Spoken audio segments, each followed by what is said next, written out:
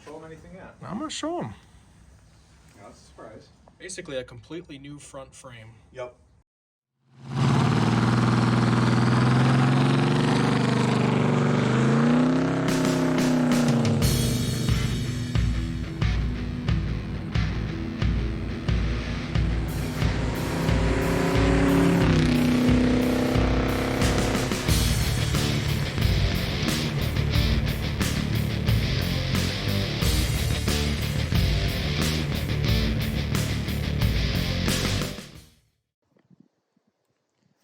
All right, thank you so much for tuning in. As you can see here, that is an AMC Eagle. Red in color, along with another one here, white with red. These were what I like to fondly call the Swamp Eagles. Yes, so if you're new to the channel, these are what I would call the Swamp Eagles. There was actually 3 of them.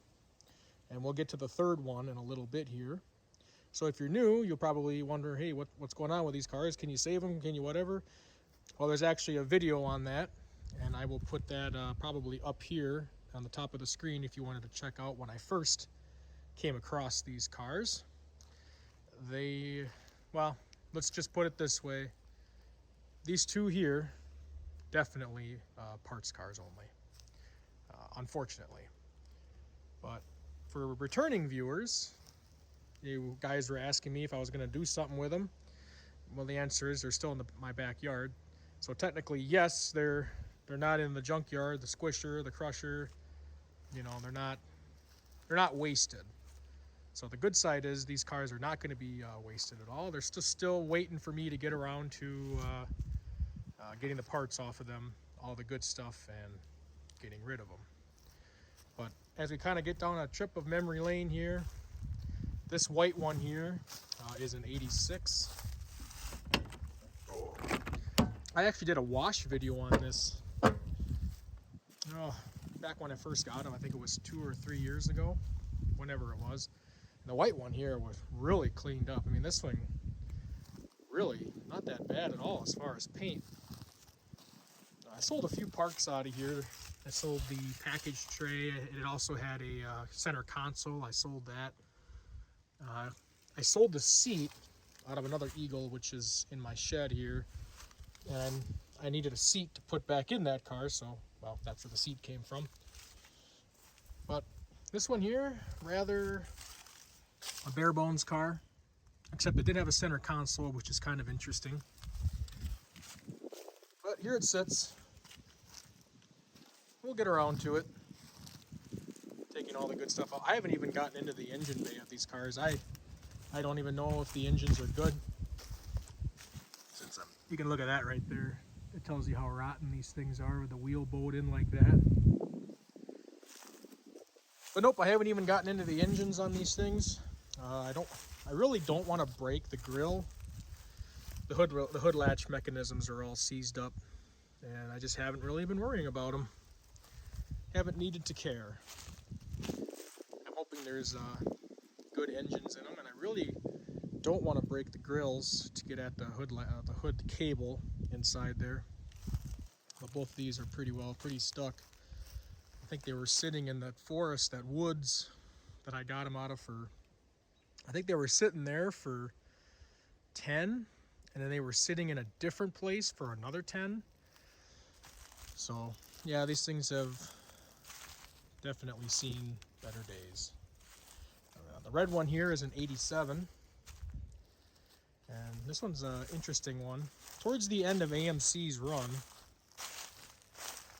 so if you didn't want your car to have bumper guards, for whatever reason, I've noticed a lot of AMC Eagles in the 85, 6, 7, and 8 range, where if you didn't want bumper guards, you got a bumper guard bumper with the holes, but you didn't get bumper guards. So then you're driving around with holes in your bumper without bumper guards. Just weird to me. And I've only noticed it on like 85 and up Eagles, which is kind of interesting. But yep, this is an 87. Haven't done anything to this one. It literally has been sitting here in this exact spot. Not too much to update on this, but yeah. These ones are parts cars. Parts cars, my friends. And eventually when I get around to them, they will harvest their good parts.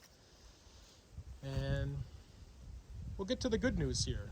One car got saved from the three, and that one was the brown 84. I had made a video about that. I actually gifted that to my friend Smiley, and he has done some amazing things on that car, and it's coming along really nicely.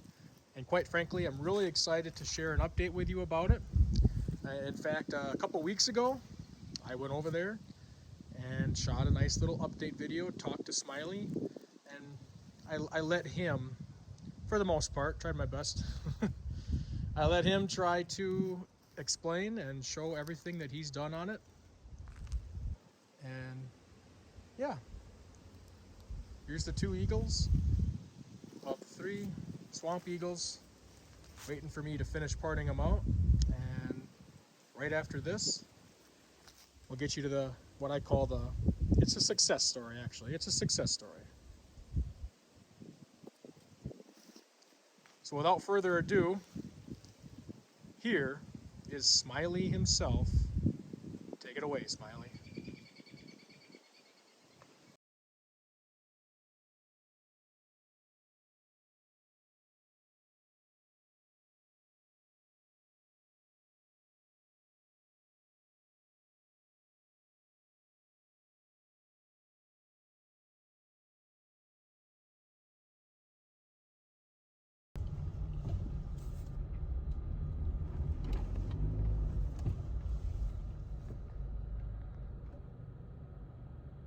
There's the man himself. Well, Smiley, what you working on here? Well, I am working on one of the swamp eagles. That's not the right size. It's been a while since you guys saw this. I mean, it's been what, over a year, give or take. So a lot has happened, and I guess we could start right at the beginning since the last time you guys saw it, which was kind of what I wanted to do to the car. Since then, we pulled the cylinder head off the old motor. This is a new motor, and because me and Rob both tried to rock it back and forth, the motor was just locked solid, poured ATF down the cylinders. It all leaked down and actually went past the ring, so none of them were actually stuck that I knew of. So we figured it was bottom end and sat with no valve cover for undetermined amount of time. And so we're guessing full of water, rusted solid around the crank and the mains and all that other fun stuff. And we never drained the oil on that.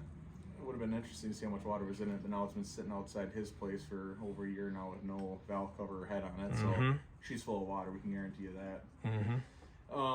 So it's a big paperweight. I still need brackets off of it for this one.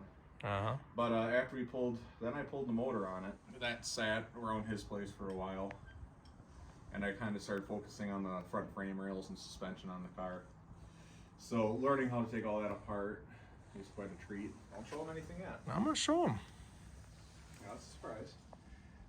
Then we disassembled the whole front suspension and made some front skis, I guess, very crudely, with some scraps. That was just so we could move the car around without a front suspension. Yep, so it wasn't sitting on jack stands, and bolts onto where the idler mount goes on, and then bolts onto where the gearbox would have bolted onto. And well, it was getting pretty late in the fall, and we decided, well, we need to get out of his driveway for the winter. Yep, and need to be able to plow. Work on it over the winter. Need to be able to plow my driveway. So we loaded it up on Franken-tow, very sketchily. I mean, tensions were a little high, trying to get it out there, make sure they didn't fold underneath the car and the car didn't slam down, which it held it fine, strapped it down. Got it over here, unloaded it into the garage. And so this would have been the winter of 2022 to 2023. Yep, that sounds about right. I went through and cut out all the bad metal, took the fender off the car, figured out how to do that, including AMC's. So when you got the car, it was a little bit worse than what you thought. Yes. Even what I thought too. But it wasn't as easy as I said in the video of us looking at this car in the tow truck. I was just plating it. Yeah. I figured that's not the long-term solution. The long-term solution is actually to replace it. Oh yeah. So took the fender off, which AMC decided to tack weld to the cowl.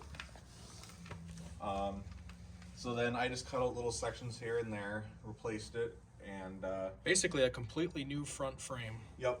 And Frame rail. most of it is still retaining its bottom channel. So I found out where all the spot welds were and drilled out the spot welds, cut just below them to keep the bottom channel, because it's all sorts of different metals sandwiched on each other and welded and folded on each other to make the structure of the unibody. Mm-hmm. So cut all the old stuff out, little sections at a time, replaced it, and then moved my way forward from about where the idler mount forward. The whole bottom of the frame rail was just rotted out and gone. So I think you actually found me some channel someplace to remake the lower channel. So I left that very long, and then made my new outer skin, plated the inner fender to it. And then on the inside here, it needed the inside part of the frame rail too, right along here. And so before I could put that all on, I had to, you know, mock up the front bumper, figured out where it was straight on the car. So Rob came over, helped me eye that up. We kind of got her eyed up as best we And could. then I had to weld in nuts on the back side of the new outer skin, so I could take the bumper off, the bumper mounts off, so I don't have to have bolts traveling all the way through. So welded new bolts in. We also had to line up the skid plate mounting, because this car has the factory skid plate option for the underside, for the front end at least. So we got that all squared away and everything kind of squared up, welded the nuts in, and then I was able to put this inner skin on over here. Then I had to kind of do a repeat process on the driver's side, and that, they don't need to see that. They don't need to see that one? No, any puss can't get over there anyway. No. I had to rebuild the Temporary, is that what you're saying? It's temporary fix for now. It's stronger than it was. My ideal situation is hopefully in a couple of years someone either remakes the part of the unibody, remakes it for the small body AMCs, or I can find a nice solid car somewhere that's already wrecked in the rear really hard, where I can cut a section out and weld it in. But had to make my own rail for the kick down where the strut rod goes onto. And then a little bit of patching on the side of the rail. This side was clean all in the front. Normally these Eagles I've seen rust out around the steering box, which just had none. Yeah, that's a very common spot for these cars. So after that, there was a couple spots kind of underneath the car next to the transmission on the driver's side. So that was probably last spring. I dropped the dropped the transmission out of it and the transfer case. And that whole time, me and Rob were working on the front suspension, getting stuff painted, sandblasted, getting bushings installed. I sandblasted all the front end parts, And painted then them all. Summer before, actually, I took that trans out last spring. We rolled the car out of here to clean the garage and move it over so I can get my truck in here for the summer. And we had it on the tires, but it wasn't fully assembled. No strut rods in, just lower control arms, uppers, and knuckles. When we were doing that, we were rolling out in the driveway. I put these 2-inch spacers on top of the coil springs for a 2-inch lift. You did. And it kind of made this one go cattywampus and It sure did. come out a little bit. I didn't notice until after we got the car back in the garage. And we're using just wood dollies, furniture dollies, to move this car in and out because the front hubs were locked up. That's because you didn't put the strut rod on. Yep. So me and Rob had to play around, made a special tool for his factory style coil spring compressor to work with the 2-inch lift, because there wasn't enough threaded rod on the top of that tool to actually fit with the tower. So Custom problems, custom solutions. So now we have an idea how to put in the lifts on these things if we need to. Better way of doing it, yeah. Yep. Which we Better fought idea. this side. This side took like 2 minutes to do. Well, yeah, because we had it all figured out then. You know, spent like 2 hours on this side, Yeah. cutting and grinding, Swearing making and sure it cussing. worked. Yep. So once that was all dialed in, like I said, I pulled the transmission transfer case out, the previous repair jobs on the frame down on the unibody rails down there were actually welded to the transmission crossmember as well. So I had to cut that, get the transmission all dropped out as one unit. Well, there was definitely evidence of a wreck in this car. Yep. For sure. Transfer case output seal, the transmission input seal, did a filter, PAM gasket, and all the other fun stuff on it. Just got to get the transmission linkage all hooked up on it. And then what Rob said about evidence of a wreck on this car. Well, both front coil springs have had parts tags on them. And then also this part of the headlight area had a parts tag on it too, from a Chrysler part tag on it from a dealership. I'm assuming the same one. So this car at some point got hit on this side, which we noticed the different colored brown on the fenders. It's pretty obvious. So I'm guessing this car got hit, got taken to the Chrysler dealer, and repaired. So I'm guessing it was a used fender they found out in a wrecking yard somewhere, and that's why it was actually properly welded up here, because the dealer did it and they knew It's supposed to be a spot weld up that's there. how they were done. Yeah. So I'm thinking the fender and the cowl were all painted. I'm not sure about the hood if that was ever replaced, but other than that, front brakes were done at the same time. Front hubs were all pressed apart, pressed back together, new races and bearings. Yep. Steering is all new. Strut rod bushings are all new. Went through the rear brakes most recently, so it's all new rear brakes. Drums, everything. Currently gonna be getting a new set of leaf springs here in the next couple of weeks because these ones are fully sagged out. Yep. And I'm Oh gonna yeah, I mean there's like negative arc right there. Yep. They're pretty flat. And I do plan to pull my small trailer with this car if needed. Yeah, and those aren't gonna cut it. So I was gonna add to match to the 2-inch lift to the front. I was gonna add a 2-inch Cherokee XJ add a leaf to the rear. So it'll bring me my 2 inches from that, and it'll help give me a little bit more spring in the back too. I have a new gas tank in the rear of the car. New lines running up to the front, new brake lines, front and rear, all NICOP lines that I did this past summer also. Serviced the rear differential a couple weeks ago now. So that's all taken apart. It's very clean in there. No evidence of anything getting destroyed in there. And then I'm now working on the new motor pretty much for it. ready to get the engine, or a engine, Yep. in place. And what can you tell us about the engine here? Came from a guy local in town here that we both know. It's out of an 87 or 88 Eagle or Jeep. I'm assuming Eagle because it has the bracket and not just added on. Yep. He didn't know the mileage on the motor, but he said it was a good runner. And I pulled the oil pan off of it. Very little to no sludge in the oil pan at all. I pulled one of the mains on it and 2 of the rod bearings on it just to see the health of the bearings on the motor. And they all look great. They're all original AMC bearings in it. So I'm just going through, I just cleaned up the gasket surfaces, chased all the threads on it, pulled the oil pump cap off just to see how the gears look in there, and they look great. They're meshing good. So I literally just put some engine braking oil in there, or goop in there, put it back on, leaving it, not going to put an oil pump in it right now then. And I was actually about to start taking the front alternator bracket off of it. I'm going to take the balancer and all that off to get the timing set, because I'm going to do the timing set gasket and all that rear main seal, front main. Just basically some basic stuff, Yep. basic maintenance, and then a Craigslist rebuild. Yep. This stuff in. This stuff I'm not going to want to do when it's in the car. That's So right. that's why rear main Especially seal, rear main seal. oil pan gasket. I wanted to see how the oil pump is doing, and if you're in there, see how the bearings are doing. Especially with the 4-wheel drive stuff in the way in an Eagle, it makes it really tough. And I did bar the motor over, looking at the cam, because these are flat tappet cams, and I don't see any cam lobe damage. And I'm also planning on doing a head gasket, because this engine sat for an undetermined amount of time, so I can look at the lifters, make sure that they're not starting to cup and wear out. Yep. If they are, then stock set of lifters and cam will go in. I didn't do anything on the interior. Minus cut It didn't stuff really out. need too much, just except the shifter's messed up. Yeah, Might need a new Rob broke shifter. my shifter. That's it's totally me. Yeah. Well, you're the one operating it when it broke, so I'm blaming you. So I'm just gonna gut out the what do you want to call it, the lock to shift. Yep. Mechanism in it for now. And then if I come across a new shifter or a nice used shifter at a swap meet sometime, I'll pick it up.